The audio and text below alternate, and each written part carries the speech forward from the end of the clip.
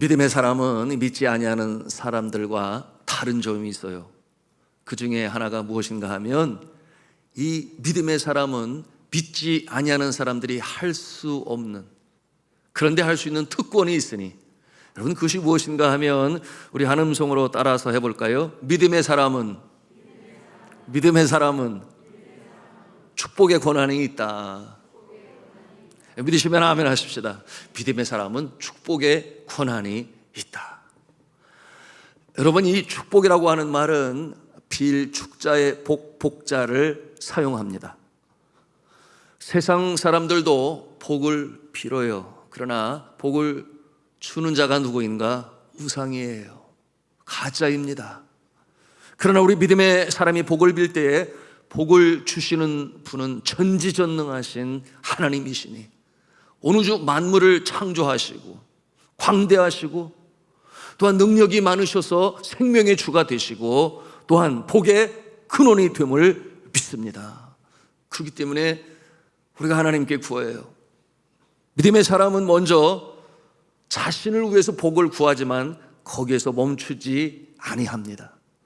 그러므로 나아가서 이웃을 위하여 복을 빌고, 특별히 가난하고 어렵고 병들고 지친 자, 그들을 위하여 복을 빕니다. 뿐만 아니죠, 나라와 민족을 위해서도 하나님이여 이 나라 주님 기뻐하시는 나라 되게 하옵소서 우리가 간절히 복을 빌며 기원을 합니다. 그러기에 기독교 신앙은 이기적인 신앙이 아니라 이타적인 신앙이다, 그렇게 판명 지을 수 있겠습니다. 나은 사람 잘 되는 것으로 그치지 않아요. 그러므로 기도합니다. 오늘날 나에게뿐만 아니라 나의 이웃에게도 일용할 양식을 주옵시고, 오늘날 나의 죄뿐만 아니라 우리의 죄를 용서하여 주옵시고, 나뿐만 아니라 우리를 시험에 들지 말게 하옵시고. 어디서 많이 들어본 기도 같지요? 주가 가르쳐 주신 기도, 주가 가르쳐 주신 기도, 주기도문의 내용이에요. 그런데 이 주님께서는 기도의 모범으로 주셨는데 계속해서 주어는 우리라고 하는 이 공동체를 향한 그 기도를 하게 하시고 또한 기원하게 하시니, 여러분 이와 같은 모습이 바로 주님께서 바라시는 바인 것입니다.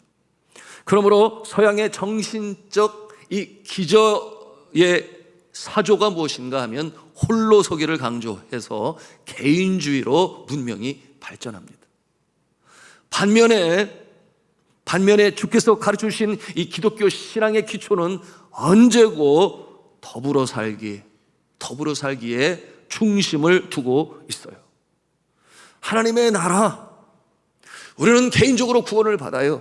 그러나 구원받는 그 순간에 하나님 나라의 시민이 되는 것이니, 주께서 피로 흘려 값주고 사신 주의 몸된 교회의 일원이 되어 공동체로 살아가며 더불어 살아가며 서로가 서로를 위하여 섬기고 복을 빌며 기원하는 그 모습이 되어야 하는 것입니다.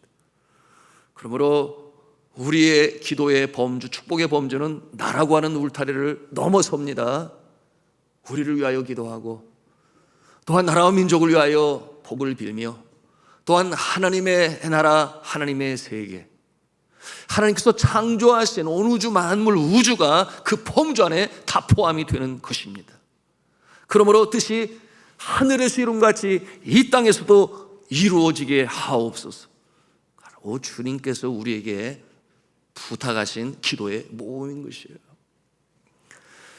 마태복음 10장 12절과 13절에 보시면 예수 그리스도께서 전도하러 나가는 제자들에게 뭐라고 말씀하시는가? 너희는 축복자가 되어라.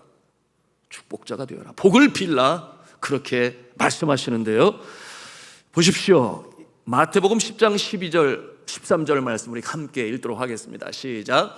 또 그 집에 들어가면서 평안하기를 빌라. 그 집이 이에 합당하면 너희 빈 평안이 거기 임할 것이요, 만일 합당하지 아니하면 그 평안이 너희에게 돌아올 것이니라. 아멘. 너희가 빈 평안이 그곳에 임하게 될 것이요. 누가 하시는 것입니까? 하나님께서 그렇게 복을 주시겠다. 근데 우리에게는 어떠한 권한을 주신 거예요? 복을 빌 수 있는 권한을 주셨는데, 그런데 복음을 전하러 가는 현장에 있는 자의 만나는 상대가 누굽니까? 예수 믿는 자들인가요? 그렇지 아니에요. 주님 믿지 아니하는 자들을 위해서도 복을 빌라. 그런데 만일 그 상대자가 복을 만한 자가 아니라면 어떻게 하시겠다는 거예요? 그 빈 복이 허공에 흩어져 사라지는 것이 아니라 그 복이 다시금 누구에게 돌아온다? 복을 빈 자에게 돌아오게 될 것이다. 참 놀라운 진리의 말씀이에요. 왜 그렇겠습니까? 여러분, 복을 비는 자의 마음은 분명 선한 마음이 틀림이 없어요. 누구를 저주하고 비판하고 멸시하는 자의 마음은 하나님의 마음이 아니에요. 사탄의 마음이겠지요. 그러나 누구를 위하여 복을 비는 자의 마음은 선한 마음인 것이니 하나님의 성품이요 하나님께서 기뻐하시기 때문에, 상대가 복을 받을 만한 자가 아니라면 그 복이 너에게 다시금 돌아오게 될 것이다. 사랑하는 성도 여러분, 복을 비는 자가 다 되시기를 주님의 이름으로 축복합니다. 그것이 우리의 특권이라 말씀으로 드렸어요. 이는 또한 무엇을 말씀하는가 하면, 이 복은 오직 하나님만이 주십니다. 우리 인간이 복을 줄 권한이 없어요. 그런데 우리에게 어떤 권한이 있다 말씀했습니까? 복을 빌 수 있는 권한이 있다. 그러므로 우리가 복을 빌 때에 예수의 이름으로 복을 빌어요. 하나님께서 복을 나뉘어 주시니, 이와 같은 자는 어떠한 자겠어요? 예수 그리스도를 구원자로 믿은 자. 그러므로 그 심령에 성령께서 친히 함께 하시고 도우시는 자에게 주시는 특권이다. 우리 하나님 성로 따라서겠습니다. 나는 축복의 통로. 나는 축복의 통로. 믿으시면 아멘 하십시다. 예, 나는 축복의 통로가 될 수 있다. 여러분, 이것이 믿음의 사람들이 갖는 특권이 되는 것이니 우리가 이 주신 특권을 잘 활용해야 하겠습니다. 자, 먼저는 여러분 자신과 여러분의 자녀들을 위해서 복을 빌 것입니다. 그런가 하면 남편의 생업과 아내의 건강을 위해서도 우리는 복을 빌어야 하겠지요. 이 부분은 아마도 시키지 않아도 오련히 잘 알아서 하리라 저는 그렇게 생각이 드는데요. 그런데 거기서 머물면 아니 되는 것이니 나아가서 이웃을 위하여, 특별히 어려운 이웃들, 이번 추석 특집으로 다루는 내용을 보니 독고사, 고독사가 많이 늘어나고 있다. GNP 1인 소득 3만 5천 불의 시대에 선진국의 반열에 섰음에도 불구하고 여러분, 물질이 행복을 보장하는 것이 아님을 우리는 여실히 보고 있는 것입니다. 사랑이 점점 식어져가는 각박한 이 시대에 여러분, 우리는 피차간의 서로를 섬기며 피차간의 귀히 여기는 이 모습이 되어야 하는 것이니, 여러분, 이와 같은 뜻으로 예수 그리스도께서는 우리에게 말씀하시는 거예요. 그러니 예수 믿지 아니하는 사람들에게까지도 우리는 이렇게 전해야 합니다. 제가 복 받도록 기도해 드릴게요. 이렇게 말씀 나눌 수 있어야 돼요. 그 마음을 하나님이 기뻐하시죠. 그리고 진심으로 축복하십시오. 여러분, 진심으로 축복할 때 그 마음이 누구의 마음이라고 그랬어요? 아버지의 마음이다. 그러므로 그 역사는 하나님께서 이루신다. 우리가 예수의 이름으로 복을 빕니다.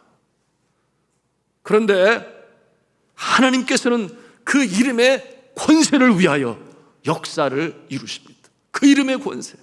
왜냐하면 예수의 이름으로 우리가 복을 빌기 때문에. 하늘과 땅의 권세를 하나님께서는 누구에게 주셨다 그랬어요? 그의 아들 되신 예수 그리스도에게 주셨다.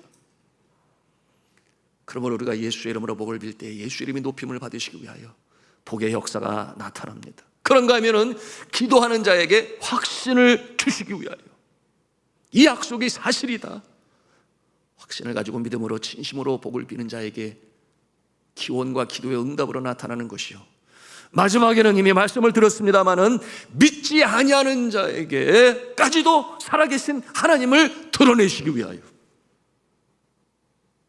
믿지 아니하는 자에게까지 하나님을 드러내시기 위하여. 그러므로 처럼 놀라운 역사가 일어나는 것이니, 이런 역사가 일어날 때 믿는 자나 믿지 아니하는 자나 복을 비는 자나 복을 받는 자가 다 같이 기뻐하고 감사해요. 그러므로 믿지 아니하는 자도 일이 잘 될 때 그 내용을 기억하는 자는 뭐라 그래요?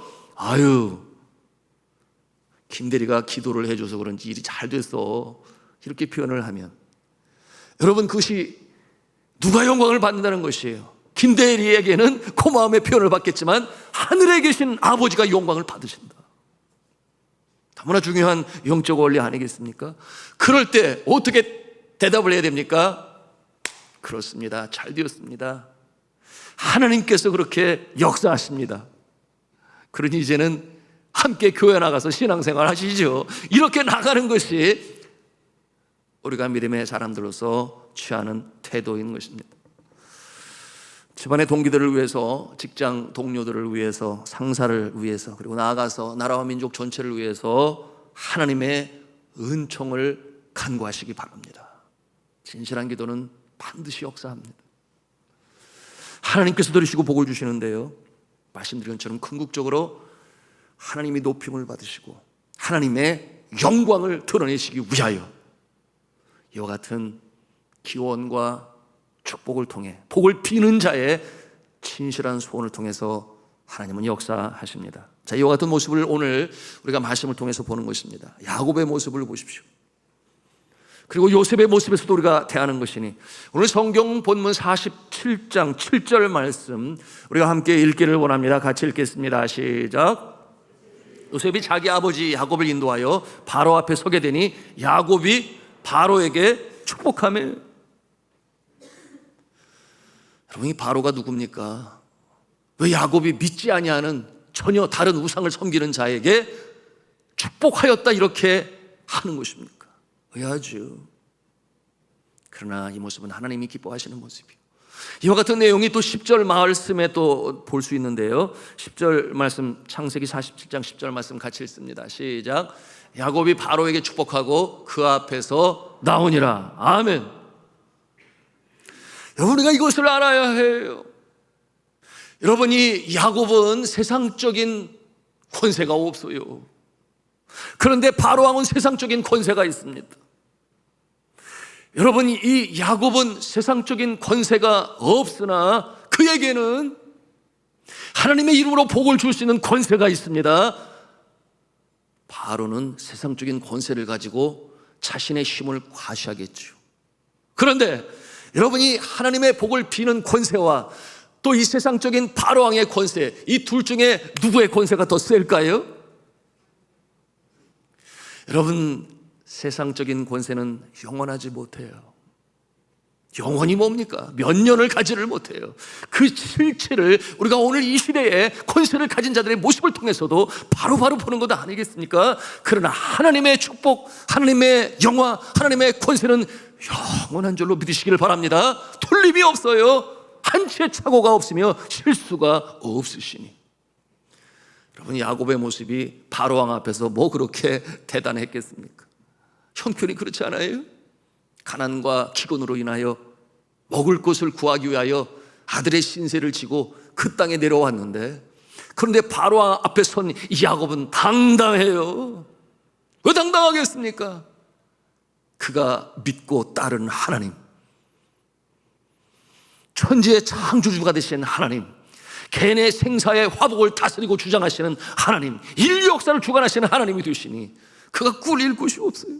담대하고 당대하게 그를 향하여 복을 비는 야곱의 모습을 우리가 대하는 것이니, 여러분들도 그렇게 담대하시고 당당하시기를 축복합니다. 우리가 그런 모습을 가지고 있어요. 그 특권을 가지고 있다, 그 말.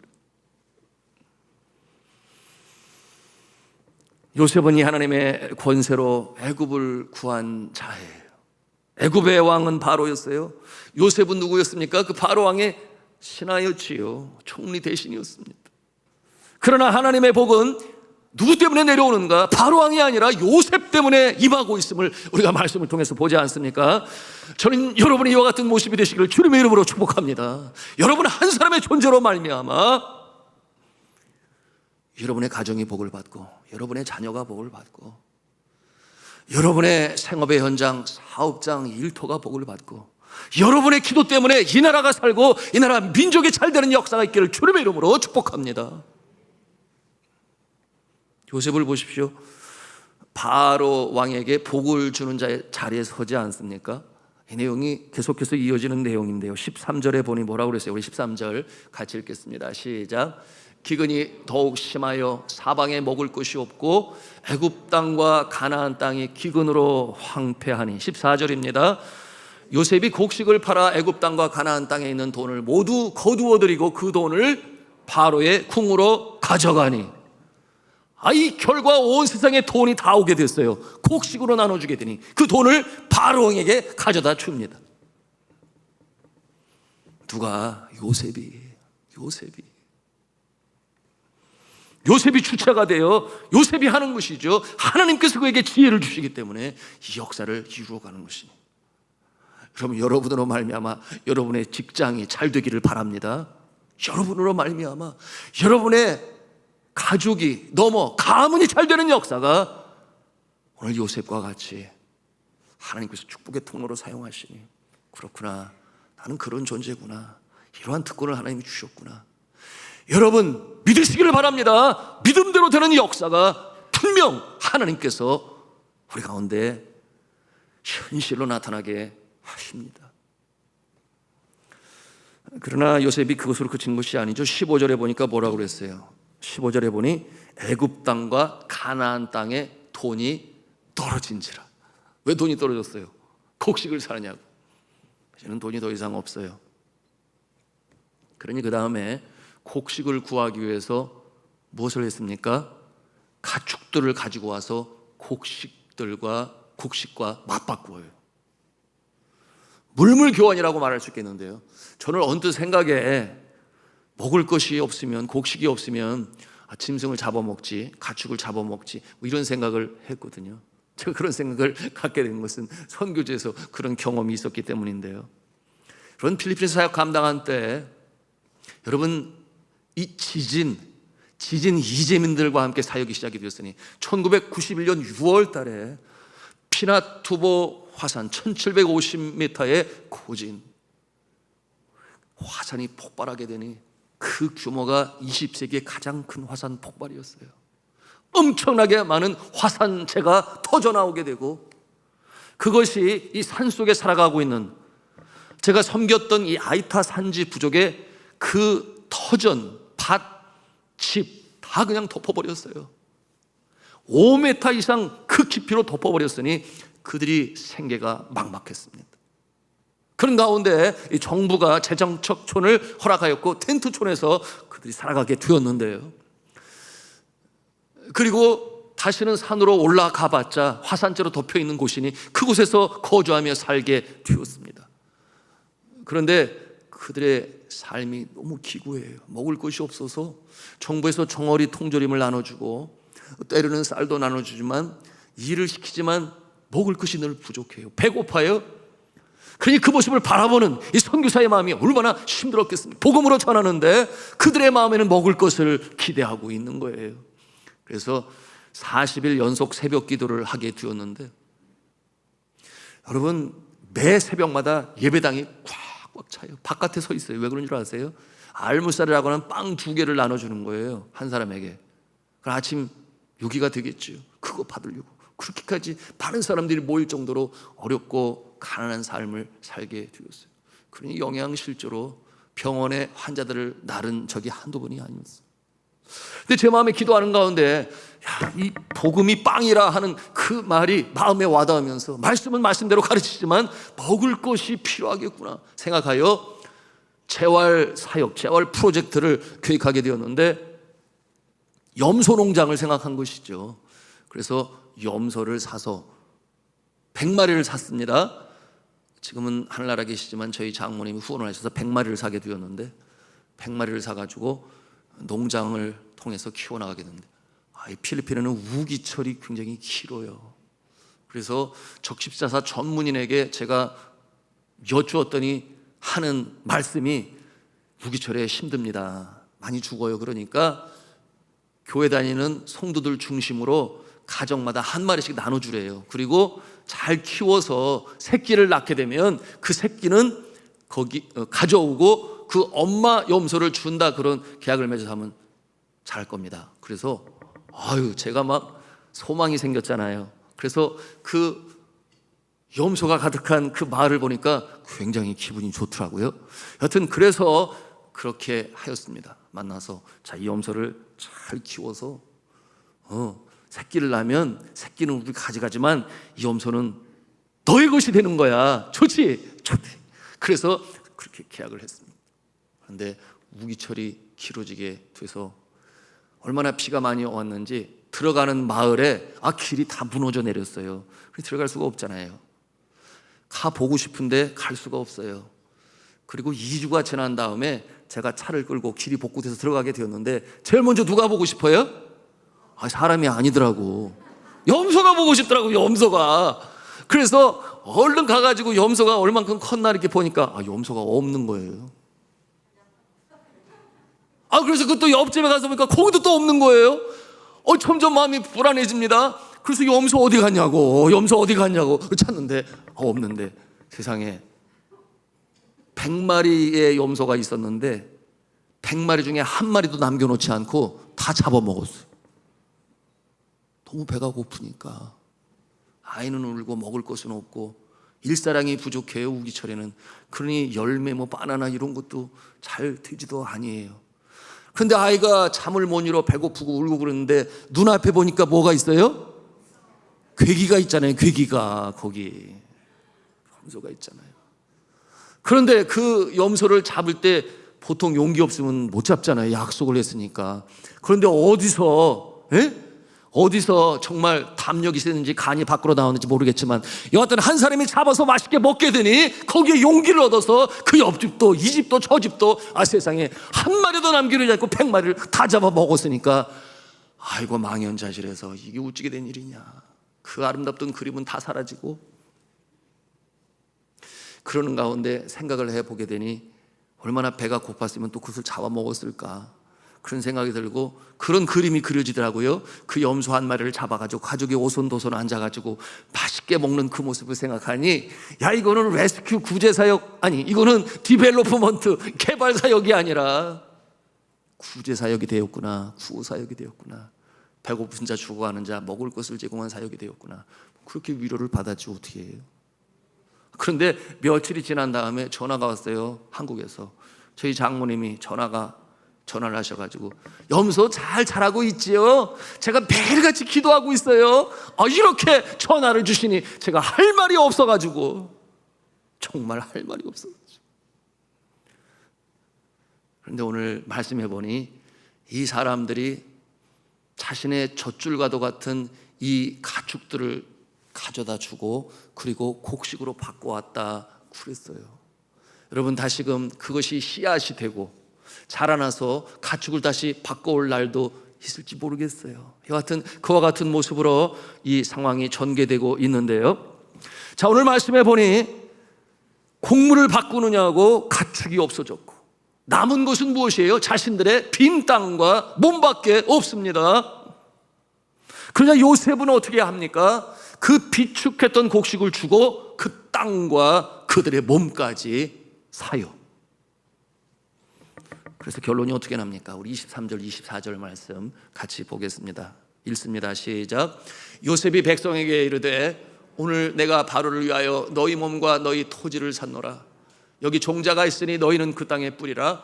추수의 5분의 1을 바로에게 상납하고 5분의 4는 너희가 가져서 토지의 종자로도 삼고 너희의 양식으로도 삼고 너희 가족과 어린아이의 양식으로 삼으라. 요셉이 참 지혜롭지요. 정말 지혜롭습니다. 그 지혜로운 경영을 통해서 애굽 백성들 모두가 살아나게 되었으니 여러분 그 지혜가 어디서 와요? 하나님께서 주시는 것이죠. 그들이 요셉에게 감사를 표해요. 25절 내용인데요. 또 같이 읽겠습니다. 시작. 그들이 이르되 주께서 우리를 살리셨으니 우리가 주께 은혜를 입고 바로의 종이 되겠나이다. 여기서 주가 누구예요? 여호와 하나님이에요? 요셉. 요셉에게 그렇게 고백을 하는 거예요. 감사를 해요. 주께서 우리를 살리셨사오니 우리가 주께 은혜를 입고 바로의 종이 되겠나이다. 뿐만 아니었지요.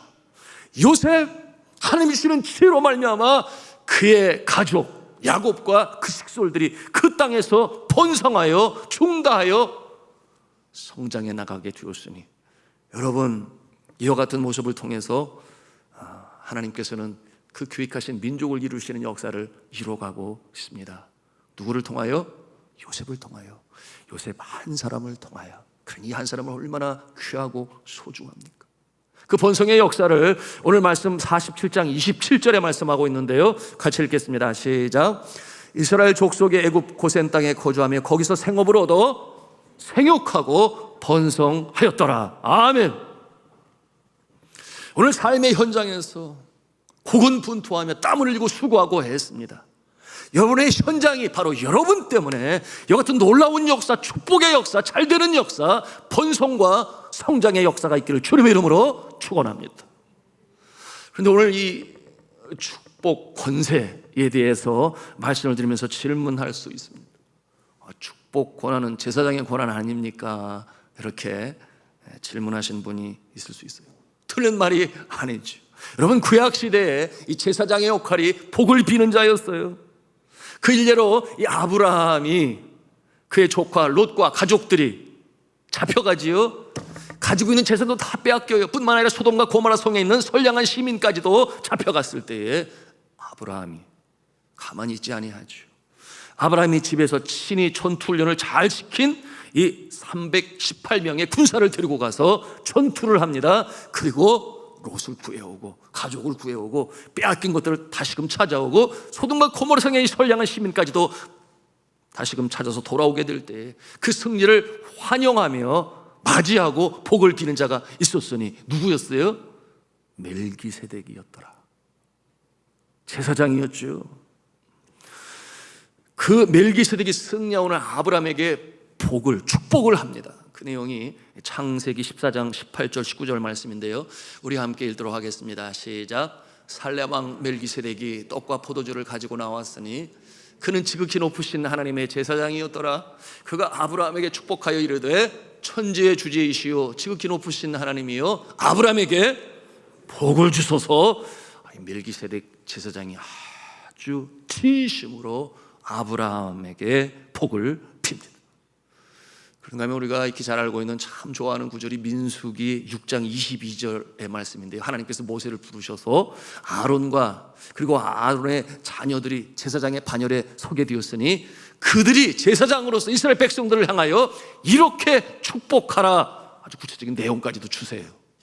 그 내용이 민수기 6장 24절 26절까지 말씀인데요, 우리 함께 읽도록 하겠습니다. 시작. 여호와는 내게 복을 주시고 너를 지키시기를 원하며 여호와는 그의 얼굴을 내게 비추사 은혜 베푸시기를 원하며 여호와는 그 얼굴을 내게로 향하여 드사 평강 주시기를 원하노라 할지니라 하라. 아멘. 그런데 이 구약시대의 제사장에게 주셨던 이 축복권이 신약시대에 와서 바뀌게 됩니다. 제사장의 축복권이 누구에게 가는가? 예수 그리스도에게 위임됩니다. 예수 그리스도께서 친히 대제사장이 되신 것이에요. 성경은 예수 그리스도의 대제사장직에 대하여 히브리서를 통하여 아주 집중적으로 설명하고 또한 여러 장에 걸쳐서 우리로 하여금 깨달아 알게 하십니다. 히브리서 6장 19절에서 20절 말씀에 우리가 그것을 볼 수 있으니 함께 읽겠습니다. 시작. 우리가 이 소망을 가지고 있는 것은 영혼의 닷 같아서 튼튼하고 견고하여 휘장 안에 들어가나니 그리로 앞서가신 예수께서 멜기세덱의 반차를 따라 영원히 대제사장이 되어 우리를 위하여 들어가셨느니라. 아멘. 이게 무슨 말씀이에요? 예수 그리스도께서 대제사장이시다 말씀하시는 것이니 하나님과 우리 사이에 막힌 죄의 담을 허시기 위하여 예수 그리스도께서 친히 중보자가 되시고 제사장의 사명으로 감당하여 친히 십자가에 양손과 발에 대못으로 박히시고 물과 피를 다 쏟으시니 하나님께서 그 피값으로 우리의 죄를 용서하셨음을 우리가 믿음으로 받습니다. 그리고 예수 그리스도는 그 피의 제사를 통하여 하나님과 우리 사이에 최고의 중보자가 되셨으니 대제사장이 되셨으니 구원이 임하게 되는 일에 그처럼 피로 몸으로 하나님의 제물이 되었던 것입니다. 이와 같은 역사를 통해서 대제사장의 역할을 감당하신 예수님의 모습을 우리가 보는 것입니다. 그러므로 우리가 하나님께 나아가 기도를 할 때, 또한 복을 빌 때에 누구의 이름으로 해요? 중보자 되신, 제사장 되신 예수 그리스도의 이름으로 우리가 복을 빌고 기도를 해요. 우리가 내 마음대로 그저 복을 빌고 기도하는 것이 아니라 예수의 이름으로. 왜? 예수님이 대제사장이 되시기 때문에, 중보자가 되시기 때문에, 하나님께서 예수의 이름으로라는 그 이름의 권세로 인하여 기도를 들으시고 응답하시는 것이죠. 그런데 예수 그리스도께서 이 복을 비는 제사장의 이 권한을 누구에게 주시는가? 앞서 말씀드린 대로 제자들에게, 사도들에게, 그리고 복음을 전하러 가는 자들에게 위임하셨어요. 일임하셨습니다. 그러므로 너희들이 가서 만나는 자들을 향하여 복을 빌라, 평안을 빌라. 그들이 자격이 안 되면 그 복이 너에게 돌아올 것이니 너희는 그저 복을 빌라. 예수님께서 그렇게 위임하신 것입니다. 그리고 사도 베드로는 일반 성도들에게까지 그 복을 이제 위임하게 되는 것이니, 베드로전서 3장 8절과 9절에 그 내용이 있어요. 우리 같이 읽도록 하겠습니다. 시작. 마지막으로 말하노니 너희가 마음을 같이하여 동정하며 형제를 사랑하며 불쌍히 여기며 겸손하며 악을 악으로 욕을 욕으로 갚지 말고 도리어 복을 빌라. 이를 위하여 너희가 부르심을 받았으니 이는 복을 이어받게 하려 하심이라. 아멘. 우리가 서로를 위하여 복을 빌 때 그 복을 이어받게 하셨다 분명히 말씀하고 계십니다. 오늘 21세기 초를 살아가는 우리 성도들이 택함 받은, 구원받은 백성이 되어 이 제사장의 사명을 감당해야 할 존재임을 성경은 이렇게 분명히 가르쳐 주는 것이니, 여러분 베드로전서 2장 9절에 뭐라고 말씀하십니까? 우리가 익히 잘 알고 있는 내용인데요. 같이 읽습니다. 시작. 그러나 너희는 택하신 족속이요 왕같은 제사장들이요 거룩한 나라요 그의 소유가 된 백성이니 이는 너희를 어두운 데서 불러내어 그의 기이한 빛에 들어가게 하신 이의 아름다운 덕을 선포하게 하려 하심이라. 아멘. 여기에서 너희라고 말씀할 때 너희가 누구겠어요? 예수 그리스도를 구세주로 믿고 그리고 삶의 주인으로 영접한 자, 너희는 왕같은 제사장이다 분명히 말씀하시는 것입니다. 제가 이렇게 여러분에게 말씀드릴 때 전통적인 그런 사고관 또는 배움을 통해서 이렇게 질문할 수 있어요. 그래도 주의 종이신 목사님이 제사장이시지 우리가 어떻게 제사장이 될 수 있겠습니까? 뭐 이렇게 반문하시는 분이 있을 수 있습니다. 그렇지 않습니다. 저나 여러분 모두가 다 제사장입니다. 그 권세, 그 특권을 하나님께서 주신 것이에요. 만일 성직자들만 제사장이라고 한다면 그것은 누가 그렇게 따르고 믿어요? 로마 천주교의 신앙이 그렇습니다. 미사 드리는 모습을 보면 금방 알 수 있어요. 모든 것을 다 사제가 합니다. 성도들은 어떻게 해요? 그저 참여하는 것이에요. 여러분, 담임 목사인 저와 교역자들은 교회의 제사장이에요. 그런가 하면 여러분은 가정에서 그리고 일터에서 제사장입니다. 여러분 중에 가장 계시죠. 가장은 가정의 제사장이에요. 어머니는 자녀들의 제사장이 되는 것입니다. 여러분 때로 자녀들을 끌어안고 축복하며 기도하십시오. 그런가 하면 자녀들이 벌써 훌쩍 커가지고 끌어안을 수 없다면 여러분 아들과 딸이 나간 그 빈 방에서 무릎을 꿇고 복을 비세요. 제사장의 모습으로 말입니다. 기도를 하십시오. 때로 성령님께서 감동을 주시면 눈물로 기원하며 기도하며 축복할 수 있어요. 특별히 믿음에서 멀어져간 나의 자녀들을 바라볼 때 여러분 자녀를 미워할 부모가 한 사람이나 있습니까? 그저 끌어안고 기도하는 것이죠. 그러므로 눈물로 간구할 때 하나님께서 바로 이 제사장의 이 특권과 이 권한을 주신 여러분의 기도를 통하여 역사하시는 줄로 믿으시길 바랍니다. 요즘 너무 감사한 일이 있어요. 자녀를 위한 축복 기도. 저도 기도하고 여러분들도 기도하고 함께 기도합니다. 여러분 아시는 분은 아시겠습니다만 요즘 청년들에게 참 하나님께서 복을 주고 계시는데요. 예원이는 그 어려운 카이스트죠. 카이스트 대학원에 들어가게 돼서 9월부터 공부가 시작이 돼요. 그런가 하면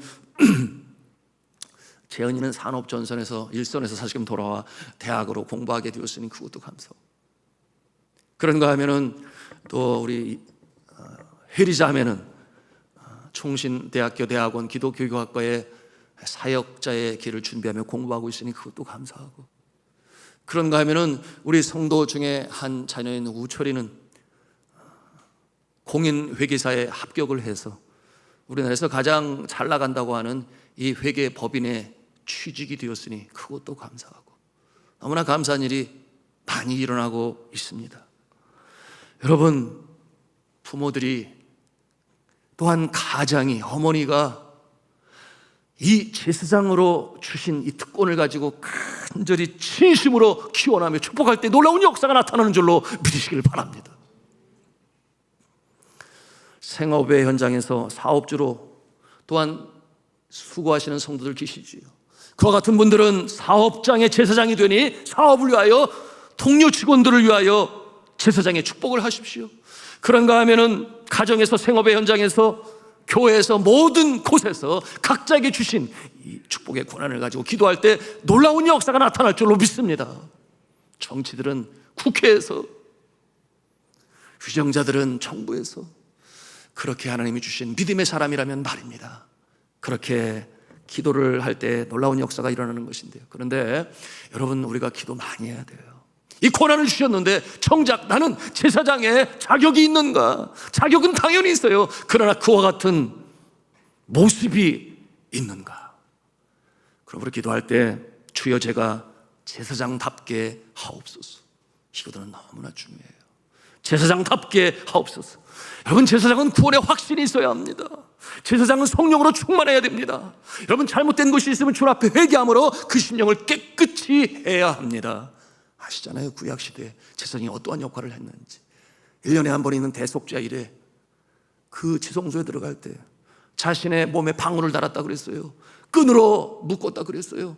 왜냐하면 주님 앞에 잘못한 죄가 있으면 그 지성소에 들어가서 하나님의 심판을 받기 때문에, 잘못 그를 데리러 들어가다가 또다시 그런 심판에 임하게 될까봐 끈으로 끌어내기 위하여. 여러분, 우리가 이 제사장의 특권을 주셨는데 제사장다운 모습이 되기 위하여 말씀을 드렸어요. 구원의 확신, 그러한 여러분 우리의 심령이 청결해야 하고, 잘못한 것이면 회개함으로 용서함을 받아야 하고, 성령 충만하여 우리가 주님 앞에 축복하며 기원하며 기도할 때에 우리의 기도는 제사장의 기도가 되고 우리의 축복은 제사장의 축복이 돼요. 우리가 축복하는 그 영역마다 하나님의 놀라운 역사가 임할 줄로 믿습니다. 자, 말씀을 맺습니다. 오늘 이 야곱은 당당하게 축복을 합니다. 이 애굽왕 바로왕을 축복을 해요. 여러분들도 그러시기를 바랍니다. 믿지 아니하는 자들에게 직장에서 축복하세요. 그리고 알리세요. 내가 예수의 이름으로 축복합니다. 그리고 그와 같은 일이 일어났을 때 그들이 조금이라도 깨달을 수 있다면 하늘에 계신 아버지께서 영광을 받는 것이니 주의 이름이 높임을 받습니다. 내가 하는 것이 아니요 하나님께서 하시는 것이니 우리는 축복의 통로가 된다. 여러분, 다시 한번 하나님 소원하겠습니다. 나는 축복자, 나는 축복의 통로. 믿으시면 아멘 하십시다. 그러므로 복을 나누는 거예요. 잘 될 겁니다. 제가 기도할게요. 힘내세요. 앞으로 잘 될 겁니다. 제가 기도합니다. 이렇게 복을 나누셔서 하나님의 영광의 역사를 함께 나누셔서 오늘 주신 말씀처럼 어렵고 힘든 자들을 향하여 섬기라, 도우라, 복을 빌라. 여러분, 이와 같은 모습이 되어 아름다운 하나님의 나라가 힘차게 증거가 되고 확장이 되고, 사랑 앞서 각박한 이 시대에 가진 것이 많다 하여 행복이 아니에요. 가진 권세가 높아서 영원할 것 같지만 그것이 아니니 이 하나님의 사랑으로, 은혜로 이 세상에 치유자가 되고 축복자가 다 되시기를 저는 주 예수 그리스도의 이름으로 축원합니다.